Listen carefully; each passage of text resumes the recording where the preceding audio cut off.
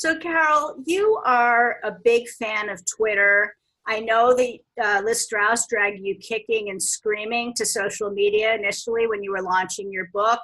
And you liked the format of Twitter because your sense of humor is very fast, punchy, quippy. It worked, the then 140 character limit. Is Twitter still relevant? Do people still need to be on it? What's your perspective? I'm so glad that you brought this up. I've been thinking about this, how much of a fight I put up going on to social media, all social media. I was not on LinkedIn. I was not on Facebook. I was not on Twitter until, what was that, like 2009, 2010, something like that.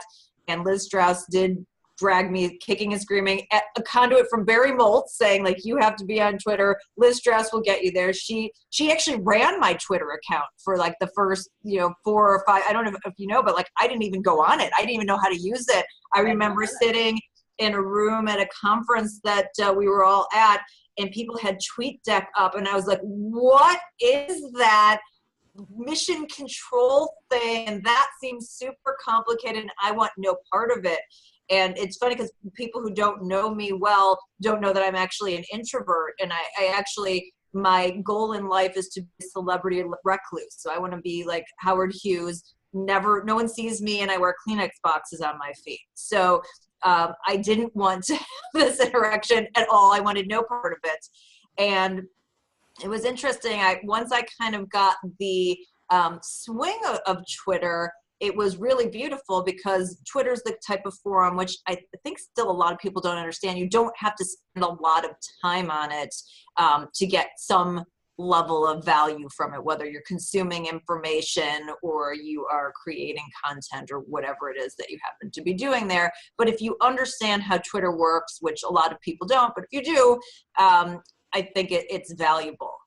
Twitter has changed, and I think a lot of social media has changed, but Twitter in particular has morphed very significantly over the last, I would say, probably 2 years, maybe 2.5 years. And it is a fantastic news conduit.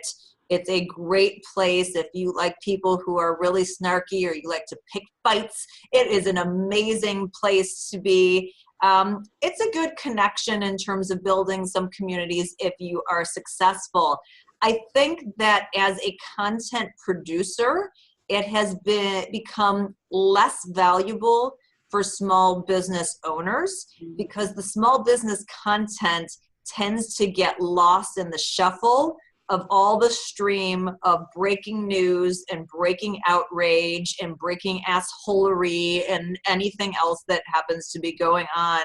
And I'm a very metrics-driven person, so I can see, I've got tweets that sometimes will get 3,000 and 4,000 likes and 1,000 retweets and tons of comments.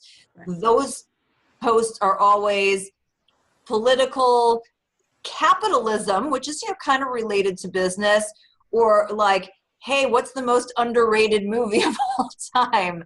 When I put out small business content, it will get some traction, but it is a fraction of the traction that some of the other pieces of content get, and that's just a function of how stuff spreads virally and the types of people who are going to pick up and share small business content in kind of this environment versus other places.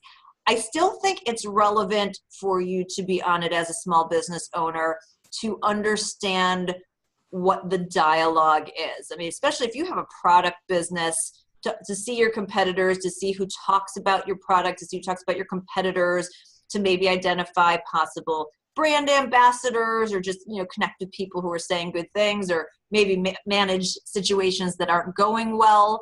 I think that's really important. I would say, somewhat to a lesser extent on the B2B side, but, if you've got a cool software or something for B2B, that from an information gathering and a customer service perspective, it's great. From a creation of content and spreading it to the masses, I think that it's not irrelevant. I just don't think that it's as relevant as it used to be. And I'm hoping that at some point in time, we get a zeitgeist shift and people decide okay, the way I want to be spending my time is a little bit more constructively and doing things that add value and sharing these kinds of things that are important, because that's the only way that, you know, we get the value out of the networks that we're on. We are the product, and so we decide what that product looks like. But I think that more of those conversations have moved to LinkedIn, frankly. Not the best format. They still have some tweaking they need to do, but more of those conversations. You're making grimacing faces. Let's do LinkedIn another day. Okay, but I just feel like more of some of the people who I've seen putting out content, the same content that would have done well on Twitter is now doing better on LinkedIn. And Right. Facebook is a mess. Facebook is a mess. The way that they treat small business owners, the way that they force you to pay to have, you know, your content promoted to the people that are in your network is just ridiculous. And I feel like I'm going to disagree with you on this, because I think that the very small payment, if you pay $5 on your business page to have things shown to people, you can get very good responses. I'm still getting great comments, great interactions. I mean, it's been super helpful for my business. It would kind of depend on the type of business you have, maybe, but paying for Facebook can be a pretty excellent investment. it is certainly better, but the way that it's organized, I find very difficult to navigate. I think that they could make it easier, but I agree in terms of putting out, you know, some money if you have something important. But in terms of building a presence for everything, I think it's a little bit clunky. But I think your point is fair. So tell me about hashtags. Hashtags on Twitter used to be a good way to research interest in something, used to be a good way to jump into communities, answer questions, build relationships. Are you still seeing that as being valuable, or has that sort of gone away?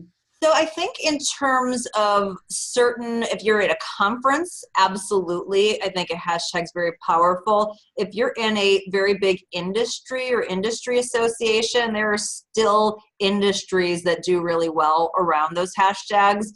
There's still a handful of people that do Twitter chats from time to time, so it's a good way to get in the flow of those. And then the other piece of that is the hashtags that are trending. So if there's something that's going on from a current event standpoint and you organically fit, if you try to spam onto that hashtag, that's never going to work.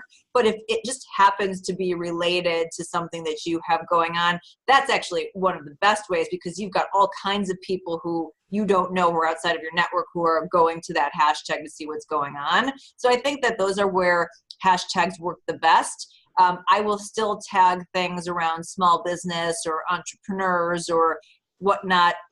Whether there are a lot of people who are small business owners tagging onto that, not exactly sure, but at least people in my network, you know, are still doing the same things. And if there's a week going on, like small business, you know, National Small Business Week or Small Business Saturday or some sort of holiday, then that's sort of an obvious place to work on the hashtags. So I think it's more specialized. And if you have the characters, they did up the characters to 280, which I fought but actually love. It's like the one thing I was just dead wrong about with Twitter. Actually love the 280. So there's enough room for you to be able to do it. I don't think it takes away or, you know, looks odd in any way. But the one thing you shouldn't do is take your Instagram hashtag language and port that over into Twitter, because that makes no sense, you know, the way that you correspond on Instagram. But that's actually an interesting point. Instagram, if you have something that is a product that is visually beautiful, that's a great way to build a following. Again, not sort of my thing, but I have clients that do very well on Instagram. Right. Okay, so wait, before you, okay, so I do want to ask you, I know that you've sort of reduced your time on Twitter. Is your sort of take on what Twitter's become the reason, or my take on what Twitter's become the sort of the reason for your change, or did you have a different reason for stepping away? yeah, I was a huge Twitter fan for a long time. I loved, you know, Twitter chats. I would jump in on foodie chat and some tech stuff and some social media stuff. I would, I met a lot of people on social media. That was the way that I connected with a bunch of influencers, including building a relationship with you. So I have, That's true. a great love of the Twitterverse because it's brought me very good things. You and Barry and a bunch of other people I connected with on that. And I think it's still valuable for that. I think it's also still valuable to have a public stream. Like if someone's looking you up, they might zip over to Twitter because everything you put out there is public, just to see what you're all about and what your content is all about. If only as a verification of what you say you are. And it's sort of a low barrier to entry to follow somebody on Twitter. Like it's not, you didn't have to friend them on Facebook. You didn't have to connect with them on LinkedIn, though I guess you can follow people on LinkedIn, but it's a super low barrier to entry. But you can also check if someone's a jerk pretty quickly too. That's what I was going to say. So that means you have to, it's a great point. You have to be extra careful. I kind of don't care. So I am who I am and I don't really care. If you get my sense of humor, great. If you don't, see you later. But if you're somebody who is more sensitive to your customers and potential clients, you have to be very careful about curating, whether it's Twitter or elsewhere, that social media persona, because people will look at that and they will judge you and they will take it out of context just like they do on those platforms. Right. So I guess to some extent my answer is I still think Twitter's valuable and I still use it for the reasons I just said. But I also kind of despair that it's gone, so political and so trollish. And it was just kind of, a beautiful cocktail party of witty repartee, which is what I loved about it. And it seems to be less that now. It went from a cocktail party of witty repartee to a really seedy bar where everyone's kind of like brawling it out. What are you talking about? It's an Irish pub. It's an Irish pub at, to closing time or something like that. It's 3 a.m. in the morning. So that's my take on Twitter. And that is my take on Twitter as well. #love you. Aw.